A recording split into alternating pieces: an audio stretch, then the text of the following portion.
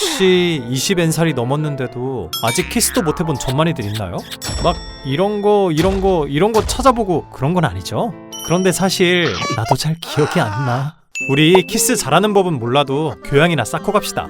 애들은 가라! 오늘의 교양만두는 키스에 대한 이야기입니다.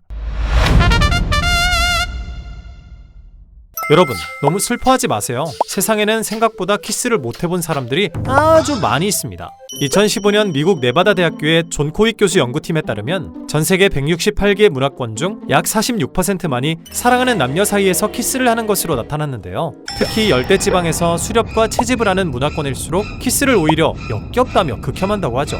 대신 이들은 얼굴을 쓰다듬거나 코를 비비는 등의 행동으로 사랑을 표현한다고 하는데요.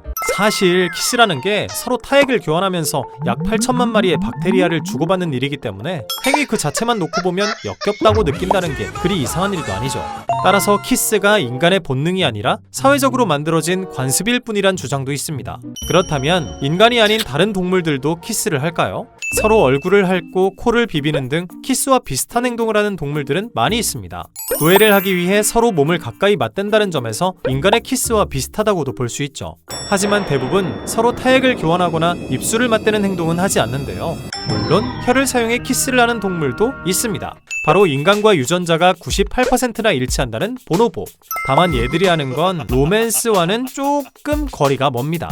무리 내에서 관계를 굳건히 하거나 갈등이 생겼을 때, 화해를 할 때, 무서울 때, 시끄러울 때 등등 인간들이 만나면 반갑다고 악수를 하듯 보노보는 만나면 반갑다고 뽀뽀뽀를 하죠. 심지어 나이나 성별도 가리지 않는다고. 아무튼 사랑의 감정을 느낄 때 키스를 하는 동물은 지구에서 인간이 유일하다고 볼 수 있죠. 그렇다면 인간은 왜 사랑하는 사람과 키스를 하는 걸까요? 그 이유에 대해서는 아직 정확히 밝혀지지 않았는데요. 다만 다양한 가설들은 존재합니다. 첫째, 입술의 붉은색이 성적인 자극제 역할을 한다는 설. 수백만 년 전 원시 시대부터 인간은 붉은색을 탐지하는 능력을 탑재해왔습니다. 가장 잘 익은 열매를 누구보다 빠르게 발견하는 닌겐만이 이 거친 세상 속에서 살아남을 수 있었으니까요. 인간들의 뇌에는 붉은색은 곧 보상이라는 인식이 깊게 자리잡게 되는데요.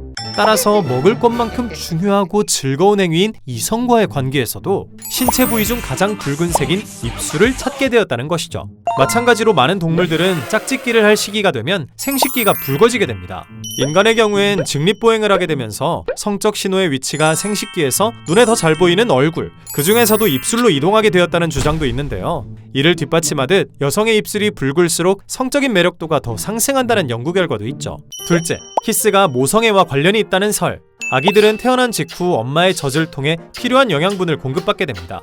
이 과정에서 안정감과 애정을 느끼고 엄마와 깊은 유대감을 쌓을 수 있죠. 따라서 인간들은 아주 어릴 때부터 입술에 닿는 감촉을 선호하게 되었다는 가설인데요. 이와 비슷하게 치아가 없는 아기를 위해 엄마가 음식을 잘게 씹은 뒤 입에서 입으로 건네 먹이던 행위가 입맞춤으로 발전되었다는 설도 있습니다. 두 가설 모두 엄마와 아이 사이의 강력한 유대감의 표현이 남녀 사이 사랑의 표현으로 바뀌게 되었다는 주장이죠.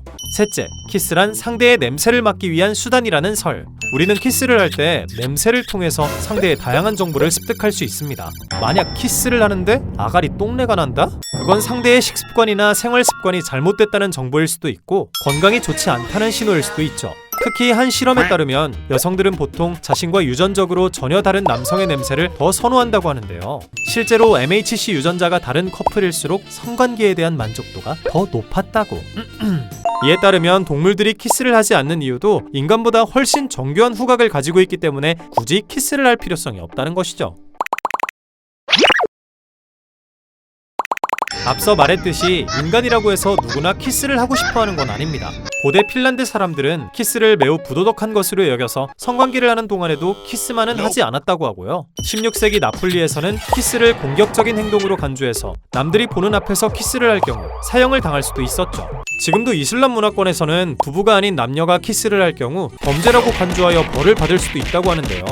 2008년 남아프리카 공화국에서는 만 16세 이하 청소년들의 키스를 금지하는 이른바 미성년 키스 금지법이 제정되어 큰 논란이 있었죠. 개빡친 청소년들이 반대 시위를 벌이자 정부는 어린 여성과 성접촉을 하는 성인 남성을 처벌하기 위해 만든 법일 뿐이라고 해명하기도 했습니다. 이외에도 싱가포르에서는 공공장소에서 키스를 할 경우 징역 1년의 형벌을 받을 수도 있고요.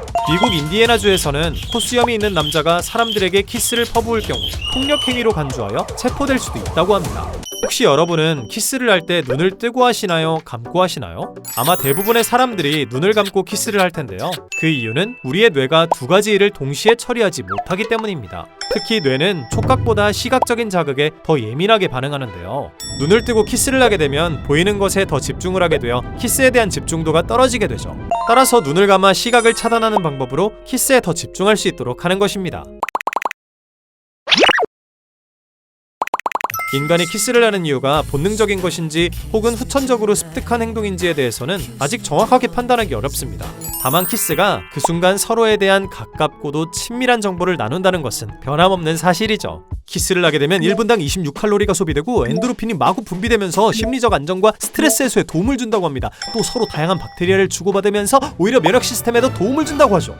그러므로 지금 사랑하지 않는 자 모두 유죄, 전만 유죄. 이상 교양만두였습니다.